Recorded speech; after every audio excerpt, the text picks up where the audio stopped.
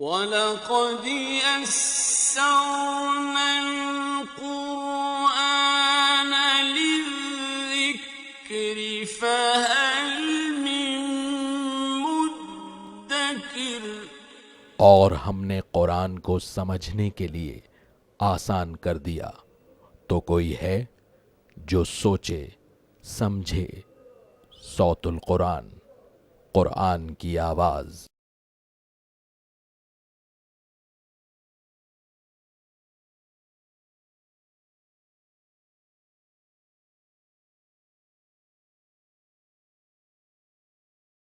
نحمده ونصلي على رسوله الكريم اما بعد فاعوذ بالله من الشيطان الرجيم بسم الله الرحمن الرحيم القارعة ما القارعة وما أدراك ما القارعة۔ اب سورۃ القارعہ کا آغاز ہو رہا ہے۔ اس میں قیامت کے نقشے کو اللہ نے بیان فرمایا اور وزن اعمال کا ذکر ہے کہ لوگوں کے اعمال تولے جائیں گے۔ القارعة ما القارعة، کھڑکھڑانے والی، کیا ہے کھڑکھڑانے والی؟ وما ادراک ما القارعہ، اور تم کیا سمجھے کہ کھڑکھڑانے والی کیا ہے؟ اب یہ انداز ہے جو سورۃ الحاقہ میں ہم نے دیکھا، الحاقۃ ما الحاقۃ وما ادراک ما الحاقہ، زوردار انداز، ہو جانے والی، سچ مچ ہو جانے والی، وہی انداز اس مقام پر ہے۔ یوم یکون الناس کالفراش المبثوث، جس دن لوگ بکھرے ہوئے پتنگوں کی طرح ہوں گے، یعنی کہ دہشت زدہ ادھر ادھر بھاگ رہے ہوں گے۔ وَتَكُونُ الْجِبَالُ كَالْعِهْنِ الْمَنْفُوشِ، اور پہاڑ ہوں گے دھنکی ہوئی رنگین اون کی طرح، اڑا دیا جائے گا ان کو۔ اب اس کے بعد نتائج اور وزن اعمال کا ذکر ہے۔ فَأَمَّا مَنْ ثَقُلَتْ مَوَازِينُهُ، پس جس کے وزن بھاری ہوں گے یعنی نیکیوں کے اعتبار سے، فَهُوَ فِي عِيشَةٍ رَاضِيَةٍ، تو وہ پسندیدہ زندگی میں ہوگا۔ اللہم ربنا اجعلنا منہم، اے اللہ ہمیں ایسے لوگوں میں شامل فرما۔ سورۃ الزلزال میں ہم نے دیکھا ایک ایک نیکی پیش ہوگی۔ سورۃ العادیات میں ہم نے پڑھا دلوں میں جو کچھ ہوگا وہ بھی نکال کے رکھ دیا جائے گا، نیتیں کیا تھیں۔ اس کے بعد اب موقع ہے کہ اعمال تولے جائیں گے۔ آج ہم لائٹ کی سپیڈ کو میجر کر لیتے ہیں، اسی طرح کرکٹ کے میچز کے اندر بالنگ کی سپیڈ کو میجر کیا جا سکتا ہے، تو اللہ کے لیے کیا مشکل ہے کہ ہمارے اعمال کی قدر و قیمت ہمارے سامنے وہ ظاہر کر دے، اور اللہ یہ بھی دیکھے گا کہ میں نے بندے کو کیا کچھ عطا کیا تھا، اس کے مطابق وہ کیا کچھ لے کر آیا ہے۔ سورہ البقرہ آیت 286، لا یکلف اللہ نفسا الا وسعها، اللہ کسی انسان کو اس کی وسعت سے زیادہ ذمہ دار نہیں ٹھہراتا، تو کس بندے کو اللہ نے کیا کچھ عطا فرمایا اس کے اعتبار سے بھی اس دن اکاؤنٹیبلٹی اور محاسبہ ہوگا۔ فَأَمَّا مَنْ ثَقُلَتْ مَوَازِينُهُ، پس جس کے وزن بھاری ہوں گے یعنی نیکیاں زیادہ ہوں گی، فَهُوَ فِي عِيشَةٍ رَاضِيَةٍ، تو وہ پسندیدہ زندگی میں ہوگا۔ وَأَمَّا مَنْ خَفَّتْ مَوَازِينُهُ، اور جس کے وزن ہلکے ہوں گے، برائیاں زیادہ ہیں، نافرمانیاں ہیں، فَأُمُّهُ حَاوِيَةٌ، اس کا ٹھکانہ حاویہ ہے۔ وَمَا أَدْرَاكَ مَا هِيَ، اور تم کیا سمجھے وہ کیا ہے؟ نَارٌ حَامِيَةٌ، وہ دہکتی ہوئی آگ ہے۔ اللہم اجرنا من النار، اللہم اجرنا من النار، اے اللہ ہمیں آگ کے عذاب سے محفوظ فرما۔ بسم اللہ الرحمن الرحیم، الہاکم التکاثر، اب سورۃ تکاثر کا آغاز ہو رہا ہے۔ اعمال کے اعتبار سے 3 صورتوں میں گفتگو آئی، زلزال، عادیات اور القارعہ کے اندر۔ اب ذکر آ رہا ہے کہ یہ دنیا عارضی اور فانی ہے، لوٹ کر جانا ہے اللہ کی طرف۔ یہی موضوع اس کے بعد انشاءاللہ سورۃ العصر میں بھی آئے گا۔ الہاکم التکاثر، تمہیں کثرت کی خواہش نے غفلت میں ڈال دیا، حتی زرتم المقابر، یہاں تک کہ تم نے قبریں جا دیکھی۔ اسی صورت کے ساتھ اللہ کے رسول صلی اللہ علیہ وسلم نے چند احادیث بیان فرمائی۔ مثال کے طور پر مسلم شریف میں روایت ہے، آپ صلی اللہ علیہ وسلم نے فرمایا، بندہ کہتا ہے میرا مال میرا مال میرا مال، اسی کے پیچھے دیوانہ ہے۔ فرمایا اس کا مال کیا ہے سوائے اس کے اسے کھایا اور ختم، پہنا اور پرانا کر دیا، یا وہ جو آگے بھیج دیا اللہ کی طرف، باقی جو کچھ ہے وہ پیچھے چھوڑ کے جانا ہے۔ اور یہ ہوس دولت کی، بخاری شریف کی حدیث ہے، اللہ کے رسول صلی اللہ علیہ وسلم نے فرمایا، ابن آدم کو اگر ایک وادی بھر کے سونا مل جائے، وہ کہے گا ایک اور مل جائے، ایک اور دے دی جائے، کہے گا اللہ ایک اور مل جائے مجھے۔ فرمایا اس کے پیٹ کو قبر کی مٹی ہی بھر سکتی ہے، یہ ہوس ختم نہیں ہوتی یہاں تک کہ قبر میں چلا جاتا ہے وہ شخص، الا یہ کہ حقیقت انسان کے سامنے واضح ہو جائے وہی کی تعلیمات کی روشنی میں، تب تو بات ٹھیک ہے، ورنہ اتنا اس میں ملوث ہو جاتا ہے انسان کہ قبر میں جاتا ہے تب آنکھیں کھلتی ہیں میں کیا کر کے آیا ہوں، کچھ بھی ساتھ نہیں جاتا اس کے۔ الہاکم التکاثر حتی زرتم المقابر، تمہیں کثرت کی خواہش نے غفلت میں ڈال دیا یہاں تک کہ تم نے قبریں جا دیکھیں۔ کلا ہرگز نہیں، سوف تعلمون، ان قریب تم جان لو گے۔ تم دنیا کو ہی سب کچھ سمجھ رہے ہو، یہ غلط ہے۔ تم قیامت کو جھٹلا رہے ہو، یہ غلط ہے۔ ان قریب تم اس بات کو جان لو گے کہ حقیقت کس چیز کا نام ہے۔ ثم کلا سوف تعلمون، پھر ہرگز نہیں، تم ان قریب جان لو گے۔ کلا لو تعلمون علم الیقین، ہرگز نہیں، کاش کہ تم یقین علم جانتے۔ وہی اللہ کی کتاب، رسول علیہ الصلوۃ والسلام کی دعوت تمہارے پاس موجود ہے، اسی سے معلوم کر لو تو معلوم ہو جائے گا یہ دنیا عارضی فانی و چند روزہ ہے۔ وَإِنَّا إِلَيْهِ رَاجِعُونَ، اور لوٹ کر ہمیں اللہ کی طرف جانا ہے۔ یہ حقیقی علم انسان کے پاس ہو، ہم سب کے پاس ہے قرآن و سنت کی روشنی میں، تو یہ بات سمجھ میں آ جاتی ہے، ورنہ انسان ڈوبا ہی رہتا ہے دنیا میں، اور موت آتی تو اس کی آنکھیں کھلتی ہیں لیکن اس کا کوئی فائدہ نہیں ہے ندامت کا۔ لَتَرَوُنَّ الْجَحِيمَ، تم ضرور جہنم کو دیکھو گے، ہر ایک کو گزرنا ہے وہاں سے۔ سورہ مریم آیت 71 میں ذکر آ چکا، ہر ایک گزارا جائے گا، اس معنی میں کہ پل صراط جہنم کے اوپر سے ہو کر گزرے گا، نافرمان گر جائیں گے جہنم کے اندر اور فرما بردار اس پر سے گزر جائیں گے، اس معنی میں ہر ایک دیکھے گا، تاکہ جنت میں جانے والوں کو بھی معلوم ہو کتنی بڑی آفت سے، تباہی سے، عذاب سے اللہ نے ہمیں بچا لیا ہے۔ اللہ ہمیں ان لوگوں میں شامل فرمائے جو پل صراط سے گزر کے جنت میں داخل ہو جائیں گے۔ ثم لترونها عین الیقین، پھر تم اسے ضرور یقین کی آنکھ سے دیکھو گے۔ ثم لتسألن یومئذ عن النعیم، پھر ضرور تم سے اس دن نعمتوں کے متعلق سوال کیا جائے گا، جواب دینا ہے۔ یہ جان اللہ نے عطا کی ہے، یہ مال اللہ نے عطا کیا ہے، اس کائنات کی اتنی نعمت استعمال کر رہے ہیں، اللہ کی عطا، اس کی امانت ہے ہمارے پاس، اس کا جواب ہوگا۔ مسند احمد میں روایت ہے، اللہ کے رسول صلی اللہ علیہ وسلم نے ایک دفعہ کھانے پر دیکھا، کھجوریں دیکھی، گوشت دیکھا، روٹی بھی تھی، میٹھا پانی بھی تھا، آپ کی آنکھوں سے آنسو جاری ہو گئے۔ کئی دن کے فاقے سے آپ بھی تھے، چند صحابہ بھی تھے۔ آپ نے فرمایا یہ میٹھی کھجور، یہ میٹھا ٹھنڈا پانی، یہ لذیذ گوشت، یہ روٹی، اس سب کے متعلق قیامت کے دن سوال ہوگا، اور آپ کی آنکھوں سے آنسو جاری ہو گئے تھے۔ جواب دینا ہے ہمیں، ہم ٹرسٹیز ہیں، کسٹوڈین ہیں، یہ نعمتیں ہم اس کے مالک نہیں، اللہ نے استعمال کے لیے ہمیں عطا کی، اللہ ہمیں اس کی جواب دہی کی تیاری کی توفیق عطا فرمائے۔ بسم اللہ الرحمن الرحیم، والعصر، اب سورۃ العصر کا آغاز ہو رہا ہے۔ اس میں بھی یہ حقیقت بیان کی گئی ہے کہ اصل زندگی آخرت کی ہے، اصل نعمتیں آخرت کی ہیں، اصل خسارہ بھی آخرت کا ہے۔ والعصر، قسم ہے تیزی سے گزرتے ہوئے زمانے کی، ان الانسان لفی خسر، بے شک تمام کے تمام انسان واقعی خسارے کے اندر ہے۔ یہ ہے زوردار اللہ نے جو الفاظ استعمال کیے ہیں اور جو انداز استعمال کیا ہے، ہر انسان خسارے کے اندر ہے۔ ایک مومن کو ہلا دینے کے لیے یہ الفاظ ہی کافی ہیں، کوئی امید بظاہر فی الحال نہیں ہے اس آیت کے اندر۔ زمانہ تاریخ گواہ ہے کہ آگے جو معیار بیان ہو رہا ہے، جنہوں نے اس پر عمل کیا وہ کامیاب، وہ تیسری آیت میں بیان آئے گا، اور جنہوں نے عمل نہیں کیا وہ خسارے کے اندر، اور آخرت میں تو خیر خسارہ ہے ہی ہے۔ امام شافعی رحمۃ اللہ علیہ نے فرمایا کہ اگر قرآن میں یہ ایک صورت ہی نازل ہو جاتی تو تنہا ہدایت کے لیے کافی تھی۔ صحابہ کرام رضی اللہ تعالیٰ عنہ مجمعین ایک دوسرے سے ملاقات کرتے، جدا ہونے سے پہلے ایک دوسرے کو سورۃ العصر سنایا کرتا تھا۔ لائف ٹائم کی اس کے اندر اللہ تعالیٰ نے ہمیں ہدایت عطا فرما دی۔ قرآن حکیم میں جو مضامین کثرت سے تفصیل میں آئے ہیں، ان کو اللہ نے چند الفاظ میں سمو دیا اس مقام پر۔ تمام کے تمام انسان خسارے میں، یہ ہے ڈرانے کا انداز۔ الا الذین آمنوا وعملوا الصالحات وتواصوا بالحق وتواصوا بالصبر، سوائے ان کے یہ چار کام کریں، سوائے ان کے جو ایمان لائے اور جنہوں نے نیک اعمال کیے، جنہوں نے مل جل کر ایک دوسرے کو حق کی وصیت کی، اور جنہوں نے مل جل کر ایک دوسرے کو صبر کی تلقین۔ یہ چاروں کام بیک وقت جو کرے اس کے لیے یہ ہے کہ وہ خسارے سے بچ جائے گا۔ کوئی ایڈیشنل درجات کی بات نہیں ہو رہی یہاں پر، اس کے لیے اور مزید محنت کی ضرورت ہے۔ منیمم ریکوائرمنٹ یہ چار چیز ہے خسارے سے بچنے کے لیے، چاروں کام بیک وقت، ایک شرط بھی کم ہوگی خسارے سے نہیں بچ سکتے۔ یہ ہے جو دین کا انقلابی پہلو اس آیت میں آیا۔ خالی ذاتی طور پر ایمان قبول کر لینا کافی نہیں، ذاتی طور پر نیک بن جانا کافی نہیں، اس سے آگے بڑھو، تواصی بالحق، اجتماعیت اختیار کرو، اس حق کو آگے دوسروں تک پہنچاؤ، وصیت کرو، تلقین کرو۔ یہ مل جل کر ہوگا، تواصی مل جل کر کرنے کا نام ہے۔ اور حق کیا ہے؟ سب سے بڑا حق خود اللہ کی ذات مبارکہ، زمین اس کی، نظام اس کا ہونا چاہیے، یہ سب سے بڑا حق ہے۔ اور جب یہ حق بیان کرنے چلو گے تو مشکلات آئیں گی۔ 100 روپے کسی نے کسی کے چھین لیے، ہم جا کے اگر اس سے دلوانے کی کوشش کریں تو کیا کچھ سننا پڑتا ہے۔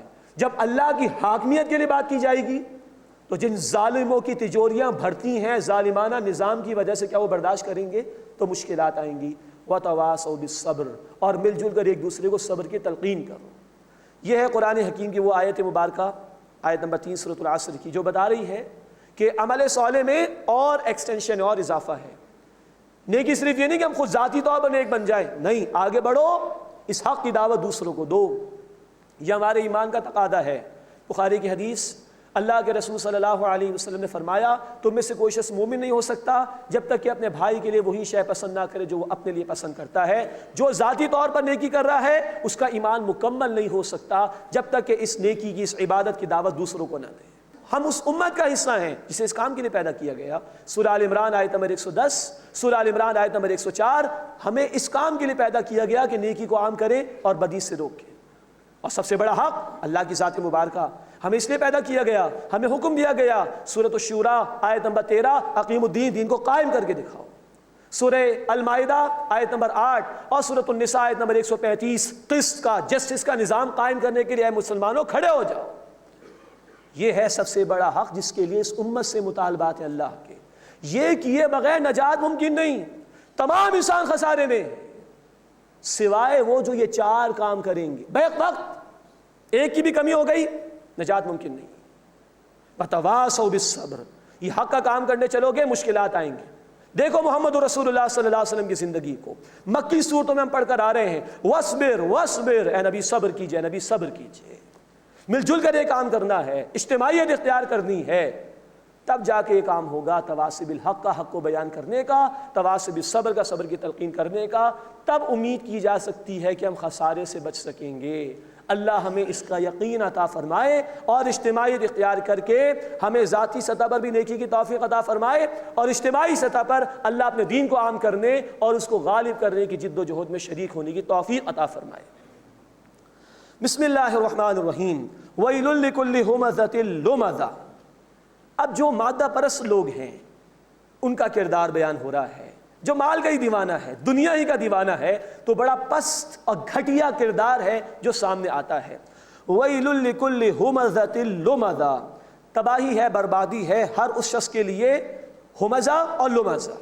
یہ بڑے وسیع الفاظ ہیں، مفسرین نے لکھا ہے، بڑے جامع الفاظ، اور یہ ایک دوسرے کی جگہ بھی استعمال ہو سکتے ہیں۔ مفہوم یہ ہے کہ تباہی ہے، بربادی ہے ہر اس شخص کے لیے جو کسی کی موجودگی میں برائی کرتا ہے یا اس کے پیچھے پیچھے برائی کرتا ہے۔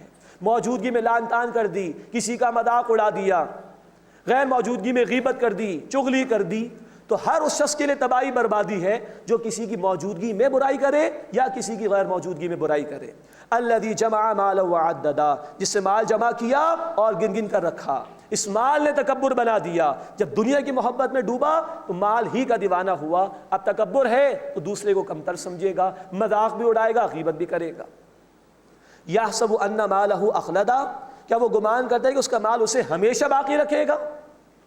یہ بہت گہری بات ہے جو قرآن نے یہاں پر بیان کی ہے۔ بسا اوقات انسان چاہتا ہے کہ میرا نام جاری رہے، بڑی بڑی تختیاں لگوائی جاتی ہیں، فوٹوگرافس کھنچوائے جاتے ہیں، مر بھی جائیں تب بھی ہمارا نام زندہ رہے۔ تو بعض اوقات مال جمع کرنے اور کمانے کا ایک مقصد یہ ہوتا ہے پس پشت نام ہمارا باقی رہے۔ یحسب ان مالہ اخلدا، یا وہ گمان کرتے کہ اس کا مال اسے ہمیشہ رکھے گا؟ کلا، ہرگز نہیں۔ لَيُنبَذَنَّ فِي الْحُطَمَةِ، وہ ضرور حطمہ میں ڈالا جائے گا۔ وَمَا أَدْرَاكَ مَا الْحُطَمَةُ، اور تمہیں کیا معلوم حطمہ کیا ہے؟ نار اللہ الموقدہ، وہ آگ ہے اللہ کی بھڑکائی ہوئی۔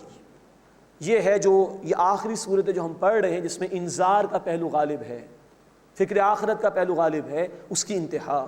وہ آگ، اس کو معمولی نہ سمجھنا، وہ اللہ کی بھڑکائی ہوئی آگ ہے۔ ایک مومن کو ہلانے کے لیے الفاظ کافی۔ التی تطلع علی الافئدہ، جو دلوں تک جا پہنچے گی۔ اسی دل میں تکبر پیدا ہوتا ہے، اسی دل میں مال کی محبت پیدا ہوتی ہے، اسی دل کے اندر دوسرے کے لیے برائی کا جذبہ پیدا ہوتا ہے، یہ دلوں تک جا پہنچے گی۔ انہا علیہم مؤصدہ، وہ ان پر بند کی گئی ہوگی، فی عمد ممددہ، لمبے لمبے ستونوں میں۔ اللہم اجرنا من النار، اللہم اجرنا من النار، اے اللہ ہمیں آگ کے عذاب سے محفوظ فرما۔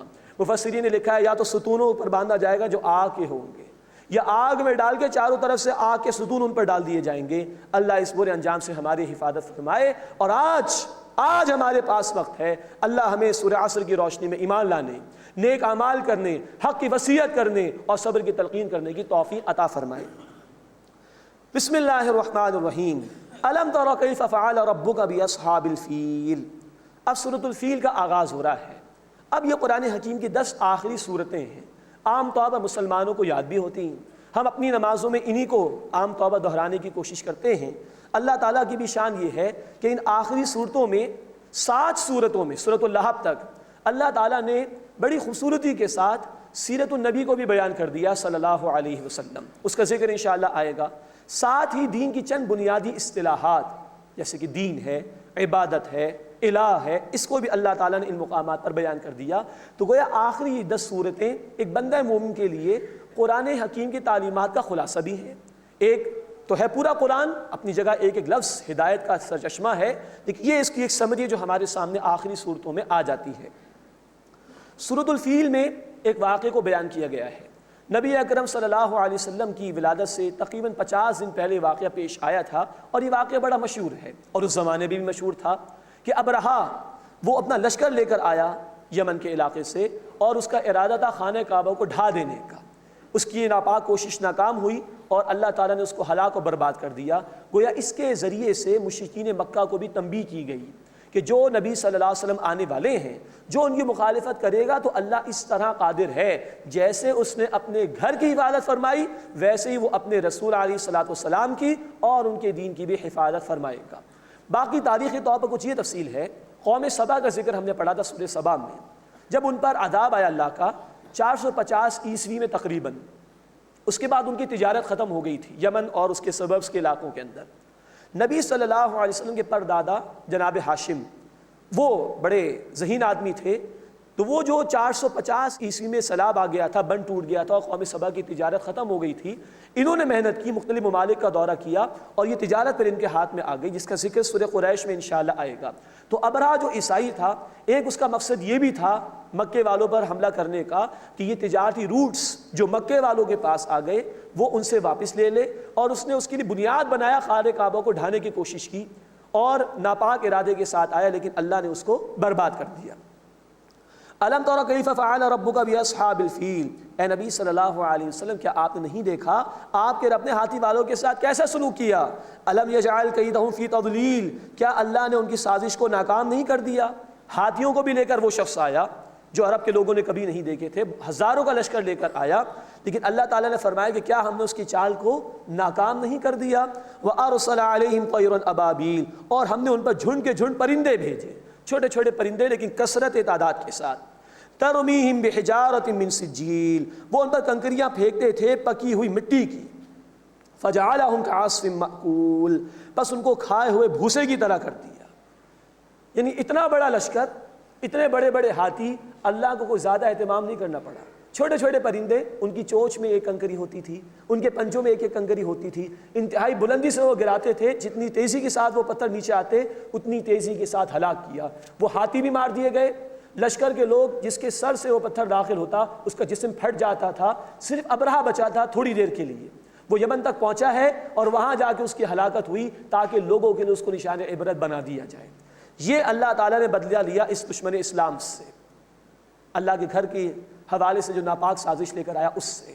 ہر دور کے ظالموں کے لیے یہ واقعہ موجود، مشرکین مکہ کو بھی تنبیہ کی گئی اور ہر دور کے مخالفین حق کو کہا جا رہا ہے کہ جو اللہ کے گھر کی طرف میلی آنکھ سے دیکھے گا، جو اس کے دین کے خلاف سازشیں کرنے کی کوشش کرے گا، اللہ تعالیٰ اس طرح بھی اس کو عذاب میں مبتلا کر سکتا ہے۔ یہ مشرکین مکہ کو بھی بتایا گیا، اور گویا مشرکین مکہ پر ایک احسان بھی ہوا اللہ کا، یہ ابرہا کے حملے سے اللہ تعالیٰ نے بچا لیا مشرکین مکہ کو، اور اس کے بعد اب اگلی سورہ مبارکہ میں اسی احسان کی طرف اللہ نے اشارہ کیا۔ بسم اللہ الرحمن الرحیم۔ لإیلاف قریش، سورہ قریش۔ لإیلاف قریش، قریش کو مانوس کرنے کی وجہ سے، ایلافہم رحلۃ الشتاء والصیف، انہیں سردی اور گرمی کے سفر سے مانوس کرنے کی وجہ سے۔ ایک تو یہ کہ یہ دونوں صورتیں بالکل آپس میں جڑی ہوئی ہیں، اس ابرا کے لشکر کو ہلاک کیا تو تمہاری تجارت چلتی رہی، تمہیں خوف سے اللہ تعالیٰ نے نکال کے امن بھی عطا فرمایا، انعام فرمایا۔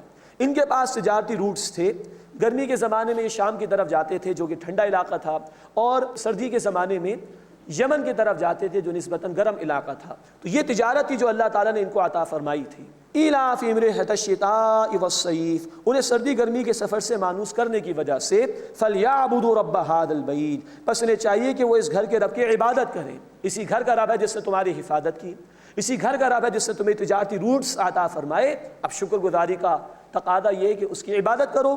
الَّذِي أَطْعَمَهُم مِّن جُوعٍ، جس نے انہیں بھوک میں کھانا عطا فرمایا۔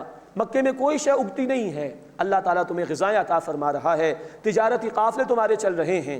وَآمَنَهُم مِّن خَوْفٍ، اور خوف میں سے انہیں امن عطا فرمایا۔ پورے عرب کے اندر قافلے لوٹے جاتے ہیں، لیکن اے قریش مکہ تمہارے قافلوں کو کوئی ہاتھ نہیں لگاتا۔ یہ ہے اللہ کے انعامات۔ یہاں عبادت کا لفظ آیا، سورۃ البینہ میں اس کا ذکر آ چکا۔ عبادت نام ہے زندگی کے تمام گوشوں میں محبت کے ساتھ اپنے آپ کو اللہ کے سامنے جھکانے کا۔ یہاں اللہ تعالیٰ نے ذکر کیا کہ وہ رب ہے تمہارا جو غذا بھی دے رہا ہے، حفاظت بھی فرما رہا ہے، اس بنیاد پر اس کا حق ہے کہ تم اس کی عبادت کرو۔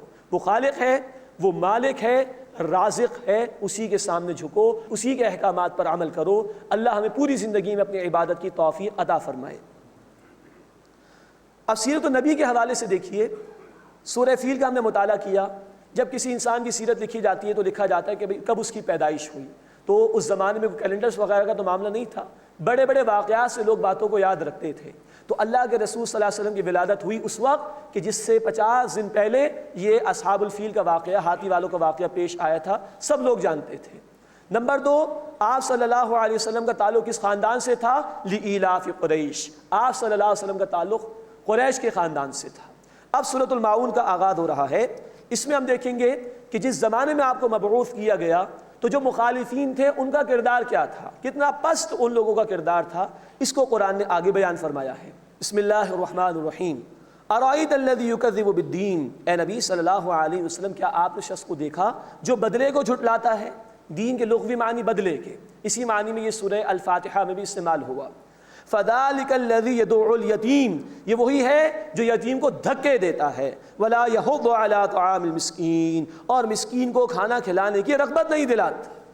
یہ ہے پست کردار قریش مکہ کے سرداروں کا۔ اتنے بخیل ہیں، اتنے کنجوس ہیں کہ یتیم کو نہیں کھلاتے۔ ہاں دکھاوے کا معاملہ آ جائے، یہ فلاں نے حاجیوں کی خدمت کی تو بہت خرچ کر دیں گے دکھاوے کے لیے، لیکن ادروائز اتنے پست ہیں کردار کے اعتبار سے کہ یتیم کو کھانا نہیں کھلاتے، مسکین کو کھانا کھلانا تو دور کی بات ہے، کسی کو رغبت بھی نہیں دلاتے بھائی مسکین کی مدد کر دو۔ فویل للمصلین، پس تباہی ہے نماز ادا کرنے والوں کے لیے۔ یہ بہت سخت آیت ہے قرآن حکیم کی۔ ایک رائے تو یہ کہ یہاں منافقت کے عمل کو بیان کیا گیا کہ منافقین دکھاوے کے لیے نماز ادا کرتے تھے، لیکن مسلمانوں کو ڈرنا چاہیے۔ کہا گیا تباہی ہے نماز ادا کرنے والوں کے لیے۔ بے نمازیوں کا ذکر تو آ چکا ہے سورۃ المدثر میں اور سورۃ القلم کی آخری آیات میں، ان کے لیے جہنم ہے۔ یہاں کون سے نمازیوں کے لیے تباہی؟ الذین هم عن صلاتهم ساہون، جو اپنی نمازوں کی جانب سے غفلت میں ہیں، خیال نہیں کرتے ان کا، کبھی ادا کی کبھی ادا نہیں کی، دل چاہا تو پڑھ لی نماز، دل چاہا تو نہیں پڑھی، وقت کی پابندی نہیں کی، اس کے آداب کا خیال نہیں رکھا۔ یہ تمام تر چیزیں نماز سے غفلت میں شامل ہیں۔ اللہ اس سے ہماری حفاظت فرمائے، ہمیں تمام نمازوں کی پابندی کرنے کی، جماعت کے ساتھ مردوں کو ادا کرنے کی اور آداب کے ساتھ ہم سب کو اللہ ادا کرنے کی توفیق عطا فرمائے۔ الذین هم یراؤون، جو دکھاوا کرتے ہیں، تھوڑی بہت کوئی نیکی ہے بھی تو آخرت پر تو ایمان ہے نہیں، وہ دکھاوے کے لیے لوگوں کو ذرا ہماری واہ واہ ہو جائے، ذرا ہمارے لیے کلیپنگ کر لی جائے، اس طرح کی کوئی نیکی اللہ کے قابل قبول نہیں۔ وَيَمْنَعُونَ الْمَاعُونَ، اور عام ضرورت کی چیز بھی مانگنے کے باوجود نہیں دیتے۔ اتنے بخیل، اتنے کنجوس ہیں۔ یہ ہے وہ گھٹیا کردار جو قرآن نے بیان کیے جب اللہ کے رسول صلی اللہ علیہ وسلم کو مبعوث کیا گیا۔ اب اس کے مقابلے میں اللہ کے حبیب صلی اللہ علیہ وسلم کا مقام کیا ہے، اس کو اللہ تعالیٰ نے اگلی صورت میں بیان کیا۔ بسم اللہ الرحمن الرحیم۔ انا اعطیناک الکوثر، بے شک اے نبی صلی اللہ علیہ وسلم ہم نے آپ کو کوثر عطا فرمائی۔ ایک مراد تو یہ ہے کہ جنت میں حوض کوثر ہے جو اللہ رب العزت عطا فرمائیں گے اپنے حبیب صلی اللہ علیہ وسلم کو۔ مسلم شریف کی روایت میں اور احادیث کی دیگر کتابوں میں تذکرہ موجود ہے۔ اور ایک رائے یہ ہے کہ اس کوثر میں تمام بھلائیاں، تمام خیر جو رسول اکرم صلی اللہ علیہ وسلم کو عطا کیا گیا وہ شامل ہے۔ اللہ نے دین آپ پر مکمل فرمایا، سورۃ المائدہ آیت نمبر 3۔ اللہ نے کتاب آپ کو عطا فرمائی، قرآن، اس کی حفاظت کا ذمہ لیا، سورۃ الحجر آیت نمبر 9۔ اللہ رب العزت نے آپ کو تمام انسانیت کے لیے رسول بنایا، سورۃ الاعراف آیت 158، سورہ سبا آیت نمبر 28، کئی آیات میں ذکر آیا ہے۔ اللہ نے بہترین امت آپ کو عطا فرمائی، سورہ آل عمران آیت نمبر 110۔ اللہ کے رسول نے فرمایا صلی اللہ علیہ وسلم بخاری شریف کی حدیث میں کہ جنت میں میرے امتیوں کی تعداد 1/3 1/3 ہوگی۔ یہ بے شمار انعامات ہیں جو اللہ تعالیٰ نے اپنے حبیب صلی اللہ علیہ وسلم کو عطا فرمائے۔ تو مفسرین نے بیان کیا کہ تمام خیر، تمام بھلائیاں جو آپ صلی اللہ علیہ وسلم کو عطا کی گئیں وہ اس کوثر کے لفظ میں داخل ہیں۔ اب جب اللہ نے انعام فرمایا تو اس کا شکر ہونا چاہیے۔ فَصَلِّ لِرَبِّكَ وَانْحَرْ، بس اے نبی صلی اللہ علیہ وسلم اپنے رب کے لیے نماز ادا کیجئے اور قربانی دیجئے۔ یہ قربانی کا حکم مکی صورت میں بھی آ گیا۔ بعض وہ لوگ ہمارے معاشرے میں جو کہتے ہیں کہ قرآن میں قربانی کا ذکر نہیں ہے، مکی صورت میں اللہ تعالیٰ نے قربانی کا حکم دیا نبی صلی اللہ علیہ وسلم کو۔ تو شکر ادا کیا جائے جب بھی اللہ تعالیٰ نعمت عطا فرمائے، یہی تلقین ہمیں بھی ہے۔ اللہ تعالیٰ نے فرمایا سورہ ابراہیم آیت نمبر 7، لَئِن شَكَرْتُمْ لَأَزِيدَنَّكُمْ، شکر ادا کرو گے مزید نعمتیں تمہیں عطا کروں گا۔ تو خطاب اللہ کے رسول صلی اللہ علیہ وسلم سے تلقین امت کو بھی ہے کہ اللہ کے انعامات پر اللہ کا شکر ادا کیا جائے۔ فَصَلِّ لِرَبِّكَ وَانْحَرْ، بس اے نبی صلی اللہ علیہ وسلم آپ اپنے رب کے لیے نماز ادا کیجئے اور قربانی دیجئے۔ إِنَّ شَانِئَكَ هُوَ الْأَبْتَرُ، بے شک آپ کا دشمن ہی وہ نامراد رہے گا، بے نسل رہے گا۔ یہ ایک اور ترجمہ ہے اس کا۔ آپ صلی اللہ علیہ وسلم کے صاحبزادے چھوٹی عمر میں انتقال کر گئے۔ تو ایک مرتبہ آپ کے صاحبزادے کا انتقال ہوا تو مشرکین نے کہا کہ محمد صلی اللہ علیہ وسلم کی تو جڑ کٹ گئی، معاذ اللہ، اب ان کی تو کوئی نسل ہی آگے نہیں چلے گی۔ اس پر اللہ تعالیٰ نے یہ الفاظ استعمال فرمائے، إِنَّ شَانِئَكَ هُوَ الْأَبْتَرُ، بے شک اے نبی صلی اللہ علیہ وسلم آپ کا دشمن ہی نامراد رہے گا، وہ بے نسل رہے گا۔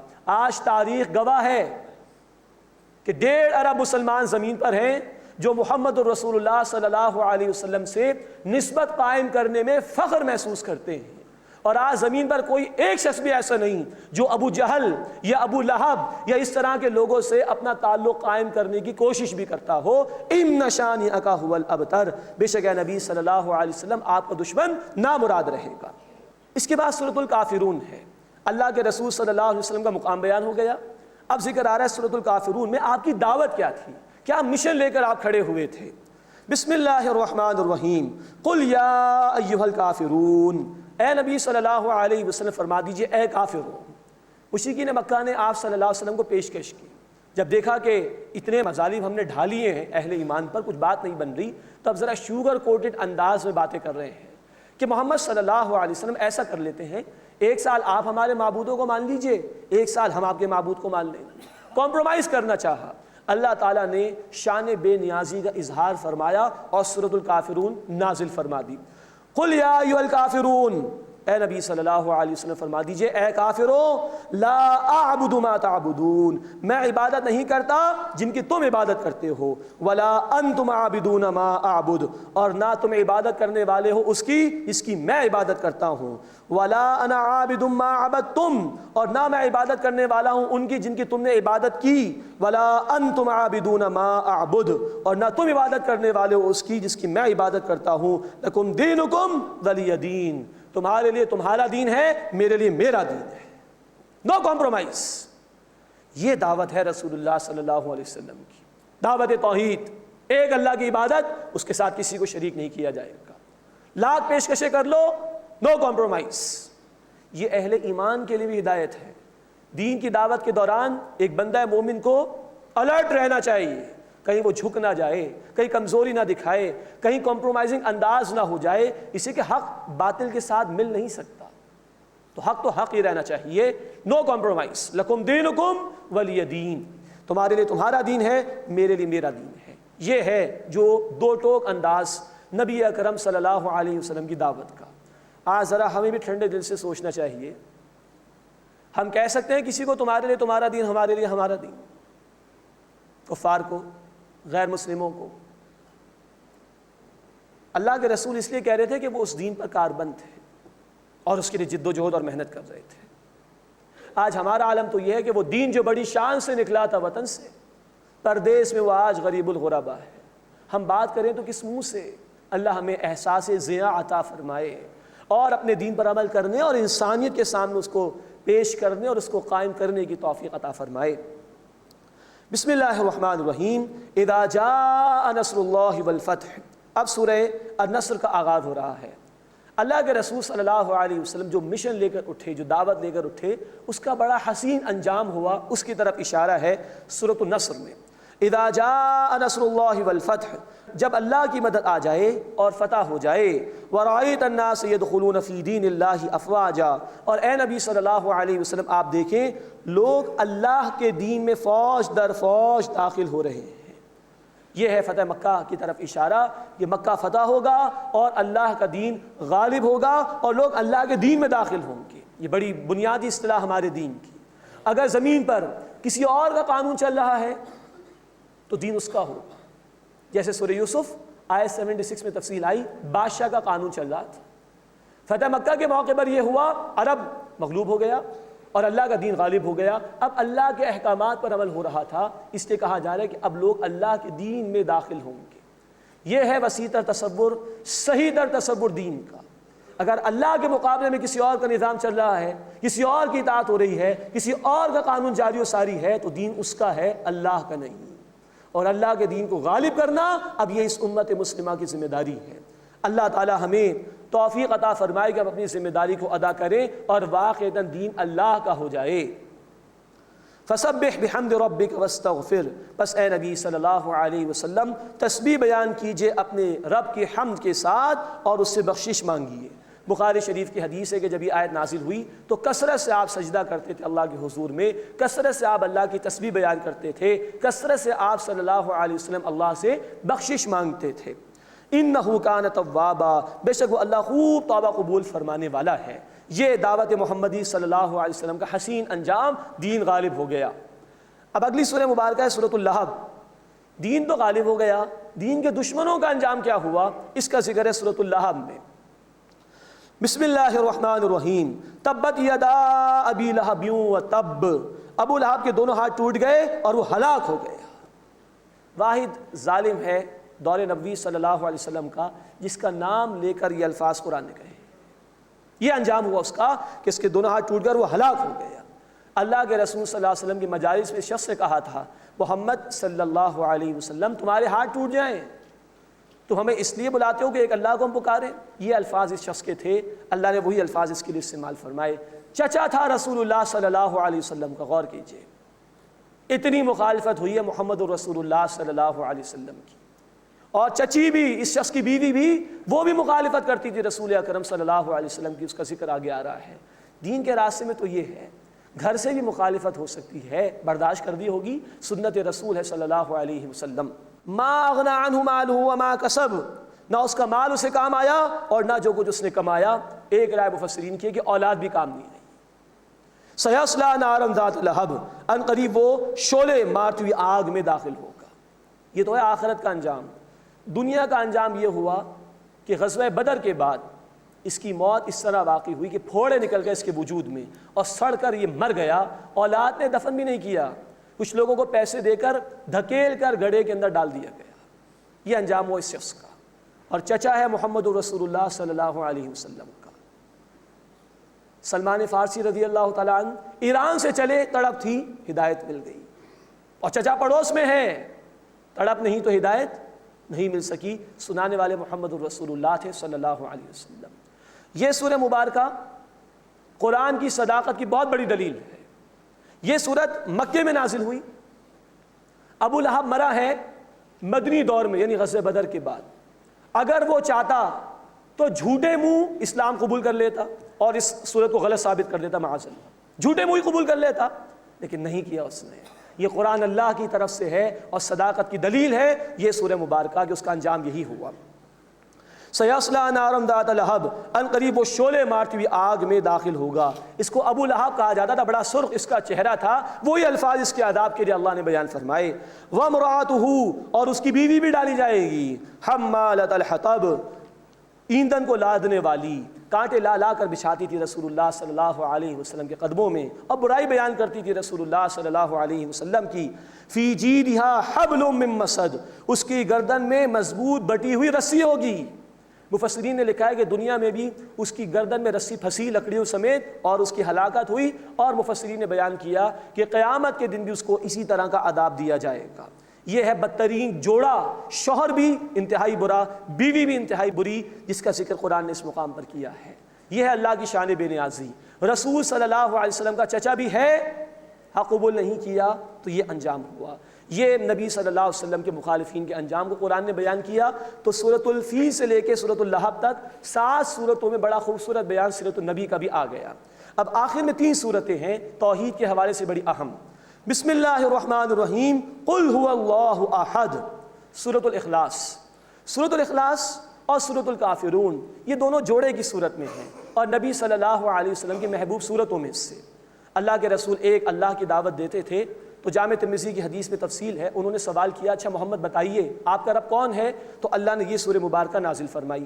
سورۃ الکافرون اور سورۃ الاخلاص نبی صلی اللہ علیہ وسلم فجر کی 2 سنتوں میں پڑھتے تھے، مغرب کی 2 سنتوں میں پڑھتے تھے، وتر کی 2 اور 3 رکعت میں بھی پڑھتے تھے، اور طواف کے بعد جو 2 رکعت ادا کی جاتی ہیں اس میں بھی پڑھتے تھے۔